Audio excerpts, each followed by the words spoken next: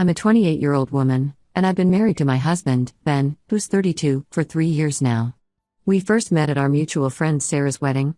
Sarah and I had been college roommates, and Ben was a childhood friend of Sarah's husband. I remember being immediately drawn to Ben's easygoing nature and quick wit. He made me laugh throughout the reception, and we ended up talking until the early hours of the morning. After that initial meeting, Ben and I started dating. He worked as an engineer at a local tech company, while I was teaching at a nearby elementary school. We came from different backgrounds. I grew up in a middle-class family in a small town, while Ben's family was more well-off and lived in the city. Despite these differences, we connected over our shared love of outdoor activities and our dreams of starting a family someday. Our relationship progressed quickly. Within a year, we had moved in together, and a year after that, Ben proposed during a hiking trip in the mountains. It felt like everything was falling into place, and I was excited about our future together. The wedding was a small affair, with just close family and friends. That's when I first met Ben's sister, Emma. She's 2 years older than Ben, and from the moment we were introduced, I sensed a coolness from her. At first, I chalked it up to her being protective of her younger brother, but as time went on, it became clear that her dislike of me ran deeper. Emma worked in finance and had a high-powered job in the city. She lived a lifestyle that was very different from mine, and she never hesitated to point out the differences. At family gatherings, she would make subtle comments about my job, saying things like, "Oh, teaching must be so rewarding. It's nice that some people can prioritize fulfillment over financial stability." Or she would ask Ben, in front of me, if he missed the luxuries he had growing up, now that he was living a more modest life with me. I tried my best to win Emma over. I went out of my way to compliment her achievements, asked for her advice on financial matters, and even attempted to bond over our shared love for Ben. But nothing seemed to work. Emma remained distant and often critical of me. Despite the tension with Emma, the first 2 years of our marriage were mostly happy. Ben and I were settling into our life together, saving money for our future goals. We had plans to buy a house in the next year or two and start trying for a baby soon after. We were both excited about these plans and worked hard to make them a reality. The real trouble started about 6 months ago when Emma got engaged to her longtime boyfriend, Peter. They had been dating for 5 years, and Peter worked in the same industry as Emma. From what I understood, they both had well-paying jobs and lived quite comfortably. Emma immediately began planning an extravagant wedding. She talked about designer dresses, exotic flower arrangements, and a destination ceremony at a luxury resort. While I was happy for her, I couldn't help but feel a bit overwhelmed by the scale of her plans. One evening, Emma invited Ben and me over to her apartment for dinner.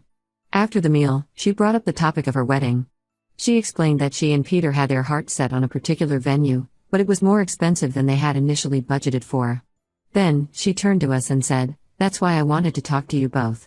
I was hoping you could contribute $10,000 towards the wedding. After all, family helps family, right?" I was taken aback by the request. $10,000 was a significant amount of money for us, especially considering our own financial goals.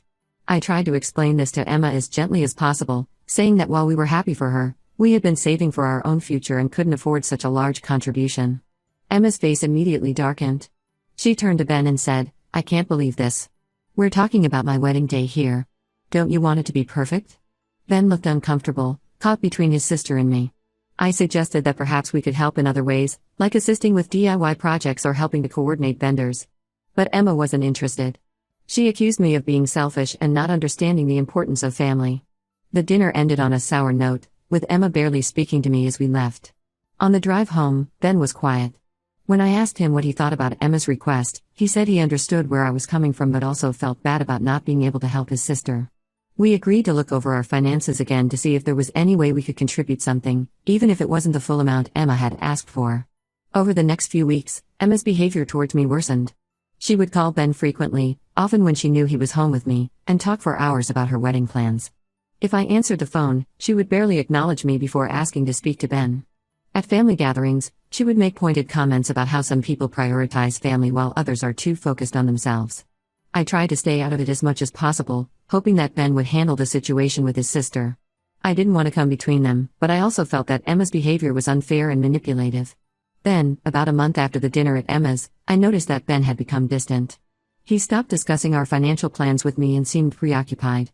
I assumed he was stressed about work or the situation with Emma, so I tried to give him space. One day, I went to transfer some money from our joint account to pay a bill, only to find that the account had been frozen. Confused and worried, I called Ben at work. He was evasive on the phone and said we would talk about it when he got home. That evening, Ben sat me down and told me that Emma had shown him proof that I had been hiding money from him in a separate account. According to Emma, I had been secretly saving money for myself while claiming we couldn't afford to help with her wedding. I was shocked and hurt by the accusation. I had never hidden any money from Ben, and I couldn't understand where Emma had gotten this idea. I asked to see the proof Emma had shown him, but Ben said he didn't have it with him. He just kept saying that Emma had sent him screenshots of some bank account in my name.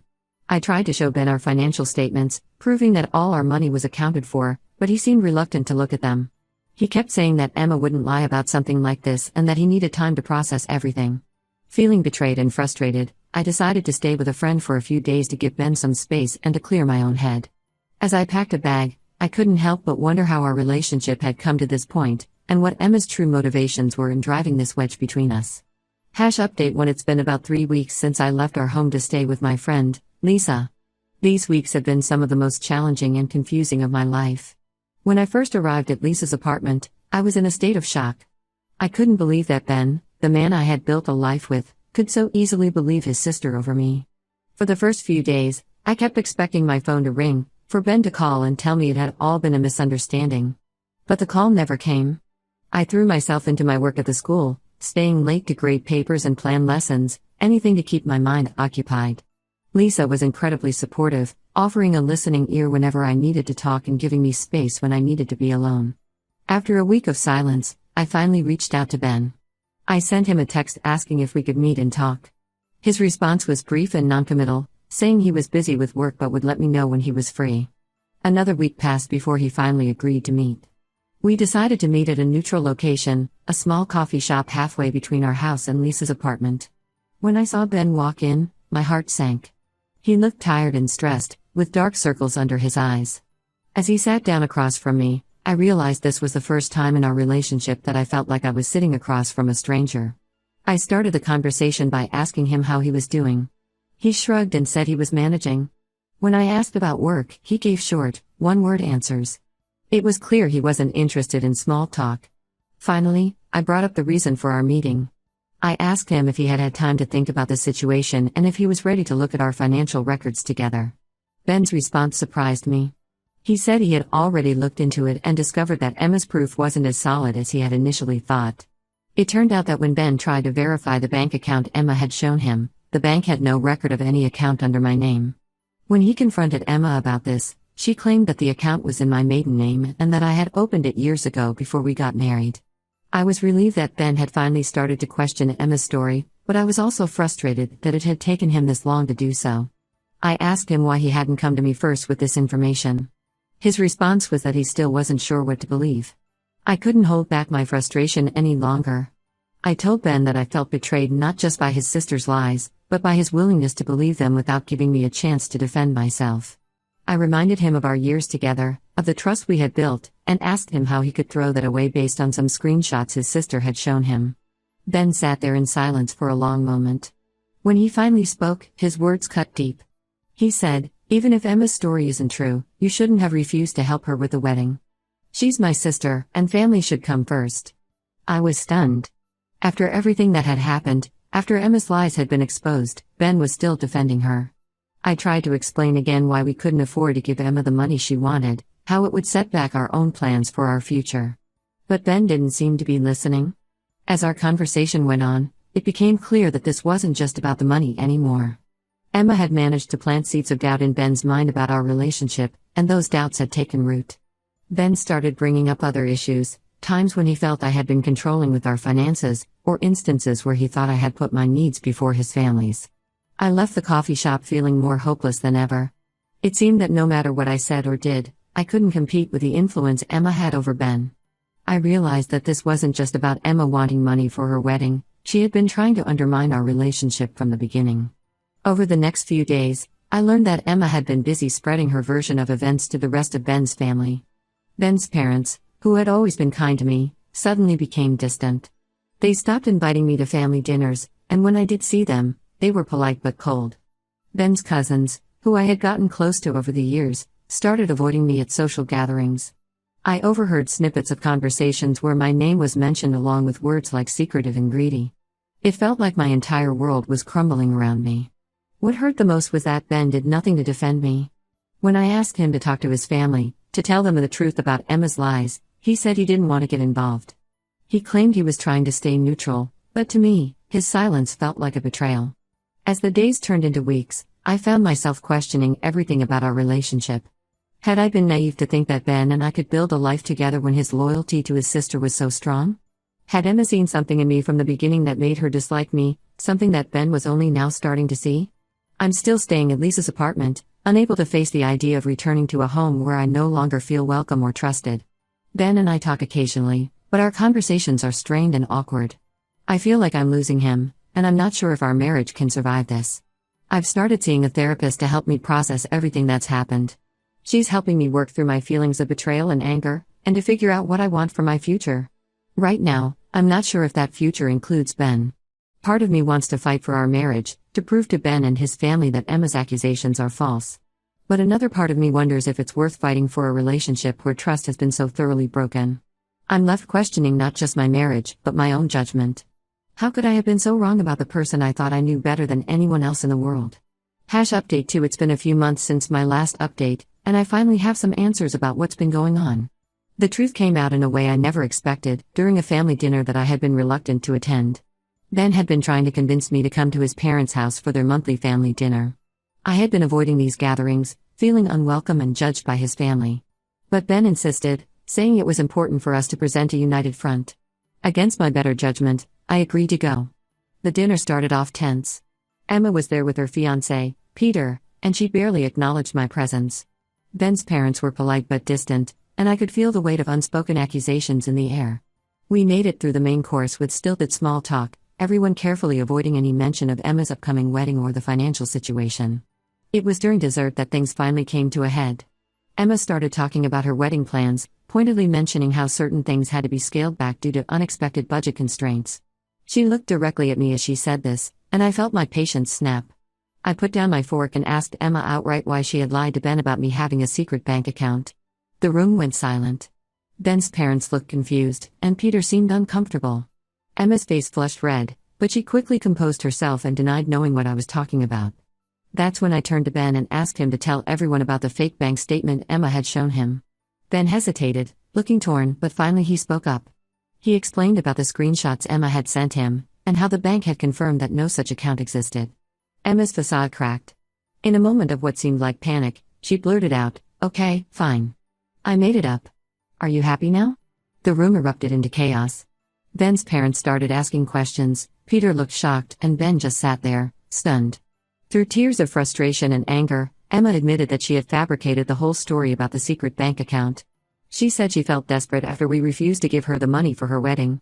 She thought that if she could make me look bad, Ben would feel guilty and eventually agree to help with the wedding costs. I sat there, feeling a mix of vindication and exhaustion. All these months of stress and heartache, all because Emma couldn't accept that we had our own financial priorities. Ben looked devastated, realizing the extent to which he had been manipulated by his sister. Ben's parents were furious with Emma. They demanded to know how she could do something so deceitful, especially to her own brother. Peter, Emma's fiancé, got up and left the house without a word. I later learned that this incident was the final straw for him, and he broke off their engagement shortly after. In the aftermath of Emma's confession, Ben apologized to me over and over. He said he felt horrible for doubting me, for not standing up for me to his family, for letting Emma's lies come between us. But as I sat there listening to his apologies, I realized that the damage had already been done. Yes, the truth had finally come out. But the fact remained that Ben had been willing to believe the worst about me based on some flimsy evidence from his sister. He had frozen our joint account, accused me of lying, and stood by while his family ostracized me. All without once really listening to my side of the story or standing up for me. I told Ben that while I appreciated his apology, I couldn't just forgive and forget. The trust between us had been severely damaged, and it wasn't something that could be repaired overnight. I explained that I needed time and space to process everything and figure out what I wanted. Ben agreed to give me the space I needed. I moved back into our house temporarily, mostly because I didn't want to impose on Lisa any longer. But things between Ben and me remained tense and awkward. Every conversation felt loaded, and I found myself second-guessing everything he said and did. As for Emma, Ben told her that she was no longer welcome in our house. He said he needed time to reevaluate their relationship and that he couldn't trust her right now. I was glad to hear this, but part of me wondered if it was too little, too late. Update 2 continued. In the weeks that followed, I focused on rebuilding my relationships with Ben's parents and the rest of his family. They were apologetic about how they had treated me, realizing they had been misled by Emma. While I appreciated their efforts to make amends, I couldn't help but feel a lingering sense of hurt. It was difficult to forget how quickly they had been willing to believe the worst about me. During this time, I also started to reevaluate my own priorities and what I wanted for my future. The whole ordeal had forced me to confront some hard truths about my marriage and my place in Ben's family. I realized that I had often put my own needs and feelings aside to avoid conflict, especially when it came to Emma. Now, I was determined to advocate for myself more strongly. Ben and I started couples therapy, hoping to rebuild the trust that had been broken. In our sessions, we talked about communication, boundaries, and how to handle family conflicts in the future. While these conversations were necessary, they were also emotionally draining. Each session felt like reopening a wound that hadn't quite healed. As for Emma, I heard through mutual friends that she was struggling in the aftermath of her confession. Her relationship with Peter had ended, and she had to cancel her elaborate wedding plans. Part of me felt sympathy for her, remembering how excited she had been about her wedding. But a larger part of me couldn't forget the pain and chaos her actions had caused. Ben tried to maintain a relationship with Emma, which became a source of tension between us. While I understood his desire to reconcile with his sister, I couldn't help but feel uncomfortable every time he mentioned meeting her or talking to her on the phone.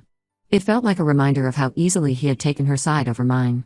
As the months passed, I found myself questioning whether our marriage could truly recover from this betrayal. The trust that had once been the foundation of our relationship now felt shaky and unreliable.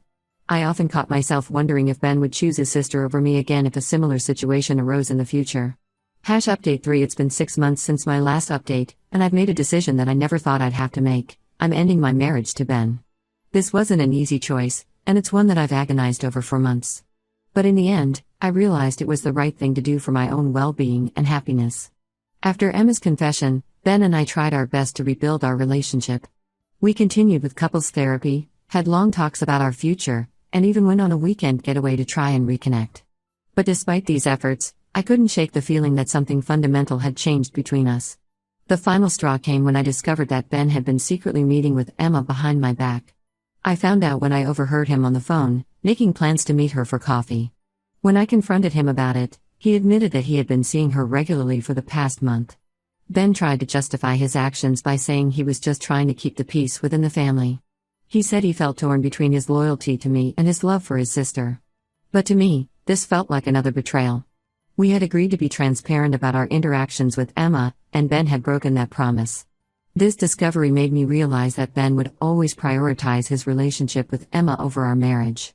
Even after everything that had happened, he couldn't set firm boundaries with her or stand up for our relationship. I told Ben that I couldn't continue living like this, always wondering if I could trust him or if he was hiding something from me. I explained that while I understood his desire to reconcile with his sister, I couldn't be part of a marriage where I constantly felt like I came second. The decision to end our marriage wasn't easy. We had built a life together, and there were many good memories mixed in with the painful ones. But I knew that staying in this relationship would only lead to more hurt and resentment in the long run. I moved out of our house and found a small apartment of my own. The process of separating our lives has been difficult and emotional, but it's also been freeing in a way. For the first time in a long time, I feel like I'm putting myself first. As for Emma, I heard that she's been trying to make amends with the family. She's started therapy to work on her issues, which I hope will help her in the long run. While I can't forgive her for what she did, I no longer feel angry when I think about her. Instead, I feel a sense of sadness for the relationships that were damaged by her actions. Looking back on everything that's happened, I can see now that there were warning signs I ignored early in my relationship with Ben. I had always hoped that with time, Emma would accept me and that Ben would learn to set boundaries with his family. But now I understand that some patterns are too deeply ingrained to change. As I start this new chapter of my life, I'm focusing on healing and rediscovering who I am outside of my marriage. I'm reconnecting with old friends, throwing myself into my work as a teacher, and even considering going back to school for a master's degree, something I had put on hold when Ben and I were planning our future together. While this isn't the outcome I had hoped for when I married Ben, I'm trying to look at it as an opportunity for growth and self-discovery. I know there will be difficult days ahead as I navigate life as a single woman again, but I also feel a sense of hope for the future.